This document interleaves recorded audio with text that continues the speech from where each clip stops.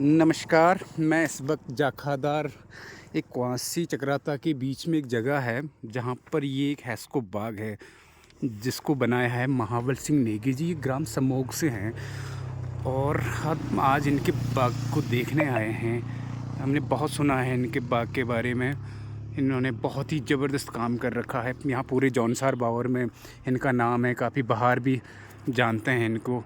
तो हम देखते हैं आज इनका किस तरीके का कार्य है। ये जो सामने दिख रहे हैं यही महाबल सिंह नेगी जी हैं। हम इनसे बात करेंगे। अभी थोड़ा सा आगे जाकर बगीचे में चल के बात करते हैं। जी, महाबल सिंह नेगी जी, बहुत बहुत स्वागत है आपका। कैसे हैं आप?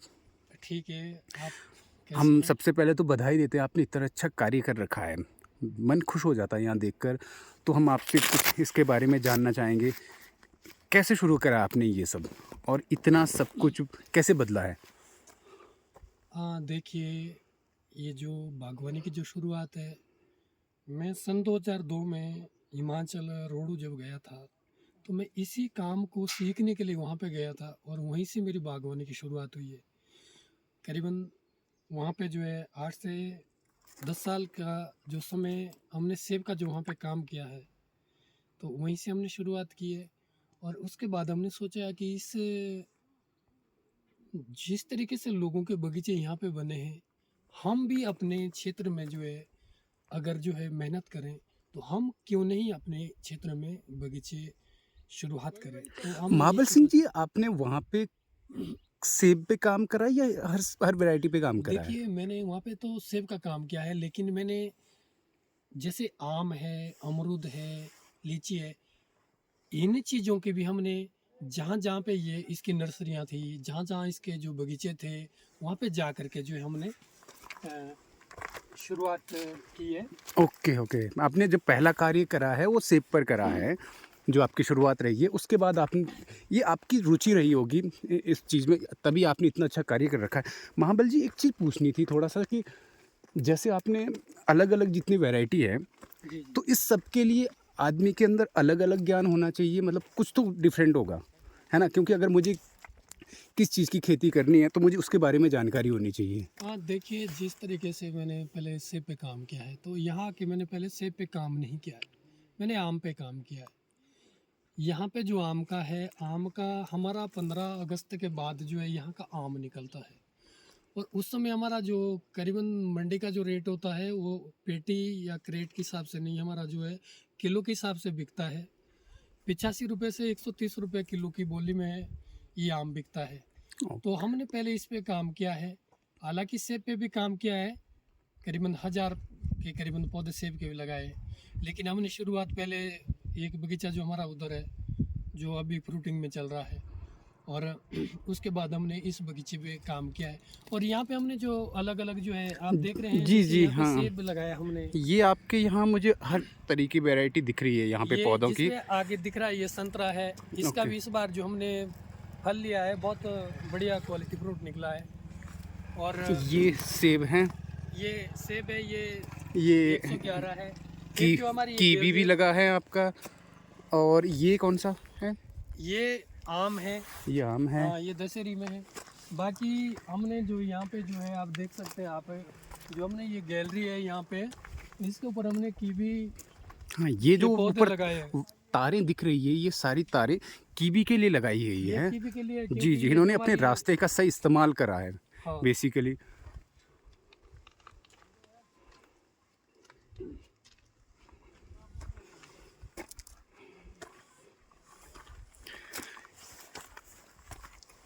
आपने जिस तरीके से कर रखा है, आपने एक रास्ता नहीं को सही प्रॉपर तरीके से मैनेज कर रखा है और सारी वैरायटी को एक जो रास्ते में ना एक जैसे हम जैसे आने के वाले के लिए तो ये रास्ते में ही सब कुछ दिख जाता है। हाँ, ये देखो हमने यहाँ पे इधर कीवी लगाई है, और यहाँ पे संतरा लगाया है। और ये जो है रूट स्टॉक जो सेब है, ये अभी 1 साल का पौधा हुआ है। तो हमने जो है ये जगह जो हमारी वेस्टेज हो रही थी, इसको हमने सोचा कि इसको यूज में जो है लाएं, तो हमने कीवी यहाँ दे दी। के जो वो है एल्टीट्यूड हाइट कितनी है यहाँ की? यहाँ पे करीबन 4000 से 4500 तक की हाइट है फीट। पूरे बगीचे की, नीचे फीट। से ऊपर तक। ओके। हाँ जी। तो ये सारी वैरायटी हर एल्टीट्यूड में हो जाती है? जी जी जी जी। ये आपने नर्सरी, अमरूद की नर्सरी है यहाँ पर, ये जो बहुत दिख रही है, और आगे हम दिखाते हैं ये सब, ये भी आपकी नर्सरियाँ हैं? इसमें अखरोट है, इसमें अभी अखरोट। अच्छा, इसमें अखरोट की नर्सरी लगी हुई है।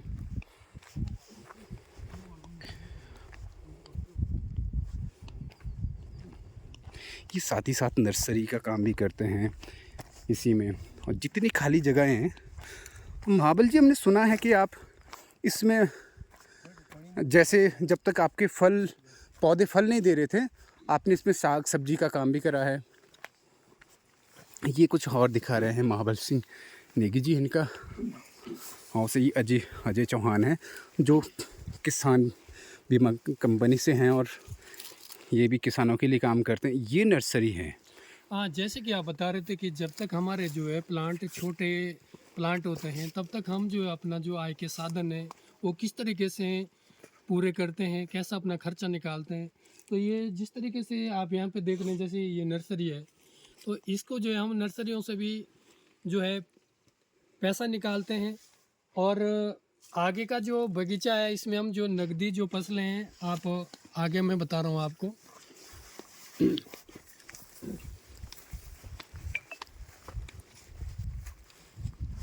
यहाँ पे जो आपको नीचे दिख रहा है, नीचे वाले में अखरोट है, इसमें नर्सरी है। और यहाँ पे जो है नींबू है, जो पौधे अभी उग रहे हैं, ये भी नर्सरी है। बाकी अभी जहाँ जहाँ पे हमारे जो ये पौधे आम के लगे हैं, इसके जो बीच में अभी हमने लौकी लगा दी है, इसमें लौकी है। तो ये जो हमारी नकदी जो फसलें हैं, ये सब्जी का उत्पादन हम इसी से करते हैं। और बाकी आप इधर को देख सकते हैं आगे, यहाँ पे हमने टमाटर की भी खेती की है इससे पहले। और अरे वाह। ये जो दीवारें हैं, इसी के ऊपर जो पौधे हमारे जो टमाटर के पौधे हैं, हमने इस पे झाड़ी भी उतनी नहीं लगाई है। इसी पे करीबन 565 क्रेड हमने इसमें एक बार टमाटर की निकाली है। तो इस तरीके से हम जो है इस पे जो है, जब तक हमारे प्लांट छोटे रहते हैं, तब तक हम नकदी जो फसलें हैं वो इस पे जो है, जैसे राजमा है, बीन है, और लौकी है, कद्दू है, खीरा है, इन चीज़ों का हम जो है उत्पादन करते हैं। तो जब तक हमारे पौधे छोटे हैं, तब तक हम अपना जो आय का साधन है वो इन्हीं ज़मीनों से बनाते हैं। जैसे ज़मीन बचाने की बात करूं, मतलब ये एक हेल्दी ज़मीन, जी जी। स्वस्थ ज़मीन कैसे कैसे बचाएं, कैसे बनाएं, क्योंकि ये बहुत ज़रूरी ये पॉइंट है। हाँ। अब बहुत सारे किसान क्या करते हैं कि खेती बाड़ी करना चाहते हैं, लेकिन उनको ये सब जानकारी नहीं होती, जिसकी वजह से वो अच्छी फसल नहीं ले पाते हैं। देखिए, पहली बात तो ये है कि हम जो है इस समय जो यहाँ पे अपनी फार्मिंग जो कर रहे हैं, जो हम अपनी खेती बाड़ी कर रहे हैं, पूरी ऑर्गेनिक है।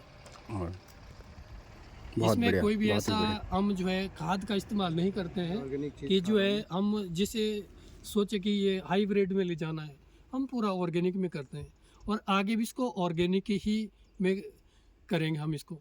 एक अच्छी या ज़्यादा क्वांटिटी में बोले फसल निकालने के लिए ही हम खाद का इस्तेमाल करते हैं, ये स्प्रे वगैरह बचाने के लिए, लेकिन वो कैसे करें, क्योंकि किसान तो इस लालच पे वो सब चीज़ें करता है खाद का।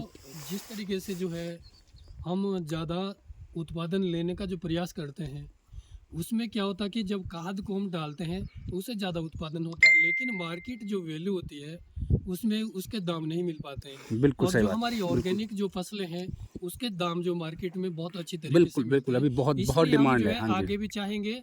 और मेरा यही सुझाव सबको रहेगा कि हम जो है ऑर्गेनिक पे ही काम करें।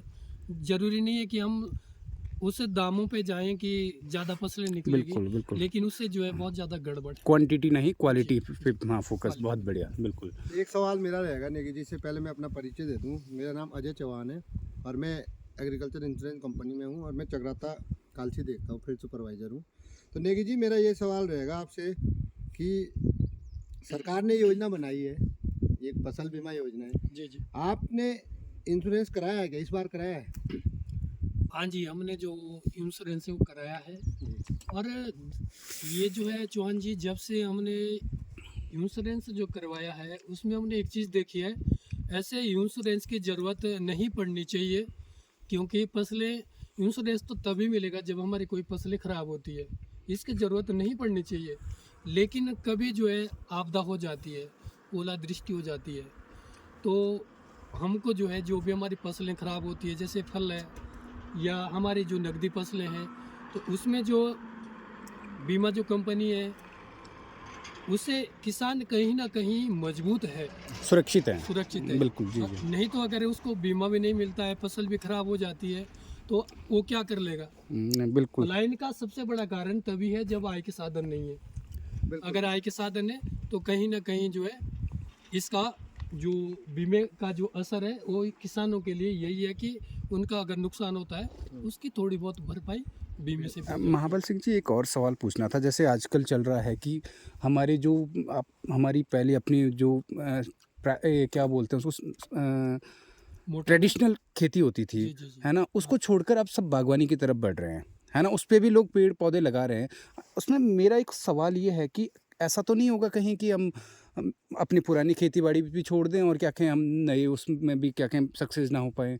तो उसके लिए एक प्रॉपर गाइड चाहिए होता है उनके देखो, लिए, इसके उसके लिए में कोई मैं तो सुझाव यही सुझाव दीजिएगा। बताऊंगा कि हमारी जो क्यारी है और जो हमारे जो खेत है जिसमें हम नकदी फसलें उगाते हैं, असिंचित। है ना, जी। तो हमारे पास बहुत सारी ऐसी ज़मीनें हैं कि जो बंजर पड़ी हुई ज़मीनें हैं, उसको सबसे पहले हम यूज में लाएं। आप यहाँ भी देख सकते हैं, ये सारी जो हमारी ज़मीन थी ये बंजर पड़ी हुई थी, हमने इसको यूज में लाया।